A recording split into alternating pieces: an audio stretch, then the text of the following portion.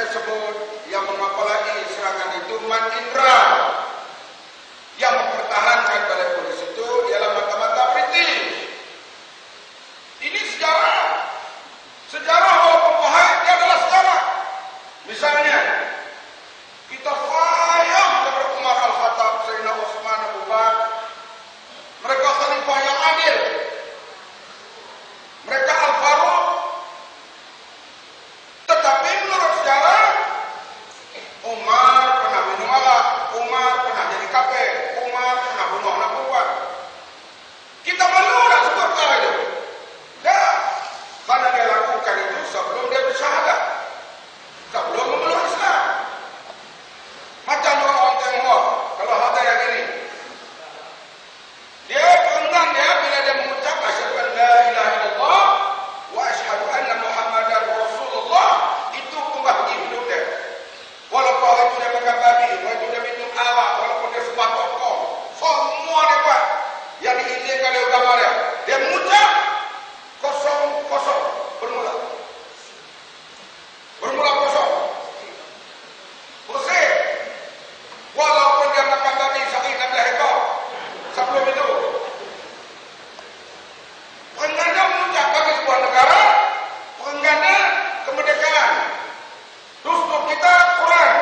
Dustur negara kemerdekaan. Ini batasnya. Kemudian dia mengisu, Mak Sabu setuju, boleh diserang. Lah, kita kata 1957, British. Ketua balai itu orang putih. Setengah-setengah tempat jaga gudang di bawah burka. Di bawah pangsit, kata ini British. Itu pengganda mereka. Hadirin sekalian, saya sebut,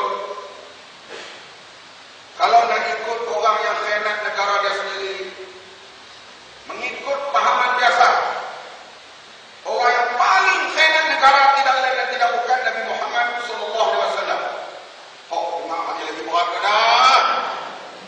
Hanya Nabi, dia berhijrah ke Madinah, kumpul orang luar, serang negeri dia sendiri, iaitu Mekah. Pimpinan UMNO tempatan waktu itu. UMNO tempatan, anak tempatan. Yang memimpin Mekah waktu itu Abu Sufyan, anak tempatan, anak wapon. Nabi kumpul orang luar, menyerang negerinya sendiri. Kenapa Nabi? Kerana dalam Islam, kemerdekaan lain daripada istilah yang lain. Kemerdekaan dalam Islam membawa manusia min ibadatil ibad ila ibadatillah, yaitu bila berlaku manusia tidak lagi menyembah manusia, sebaliknya menyembah Allah. Maka disitulah berlaku kemerdekaan. Idza jaa nasrullahi wal fath wa ra'aitan nas, dan seterusnya, yadkhuluna fi dinillah. Ini hadirin sekalian ayat kemerdekaan. Nabi bawa orang-orang serang negeri dia sendiri. Lepas tadi dia keluar isu ni pula. Hadirin yang berhormat sekalian, ini yang cuba dipermainkan. Kemudian selama ini diletakkan yang lawan pemerintah. Sebenarnya saya kata sebelum merdeka, pemerintah British. Diletakkan yang lawan ni Cina. Bila kita dedahkan, bukan Cina, Man Indra, Melayu. Mereka jadi tegap-tegap. Keluarlah televisi besok. Mak Sabu nak hidupkan semula komunis. Mak Sabu sebenarnya bapa komunis. Masya Allah.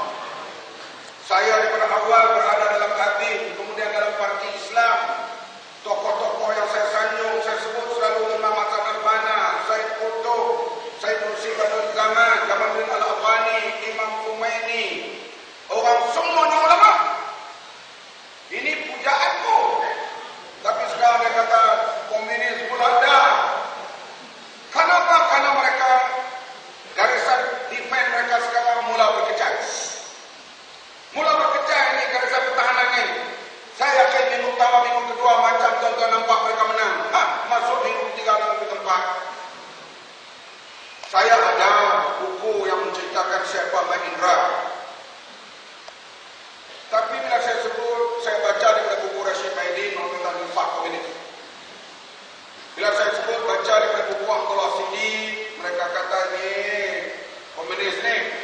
Tambah pula baca daripada buku cimping. Saya tunggu pun ada buku lain.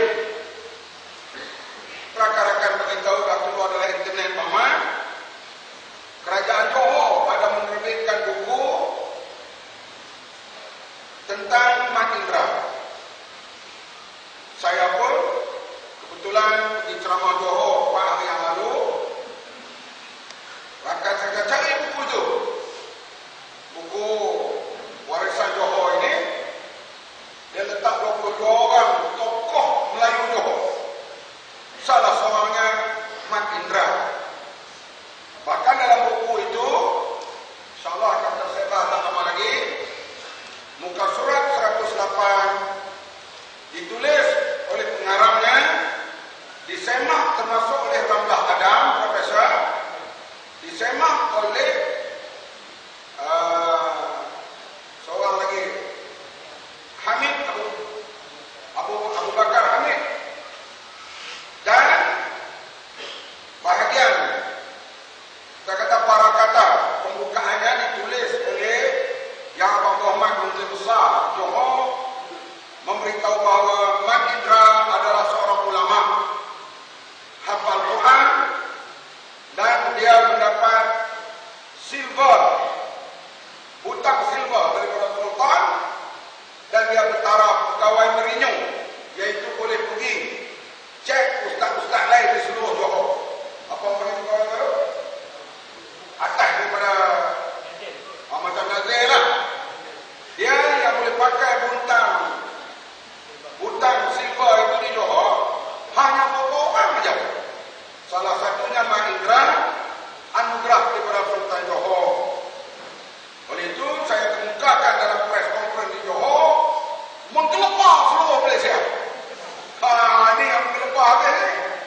Sampai Gani Osman Nurul yang panggil UMNO paksa dia pun, atau macam mana dia, dah Mat Indra di buku ini. Dalam buku itu Mat Indra tidak komen. Sekarang mereka bila keluar buku itu pula tahun 2004. Bukan buku yang baru 2004. Cuma masa itu siapa pun tak peduli. Sekarang orang peduli yang ada sekalian.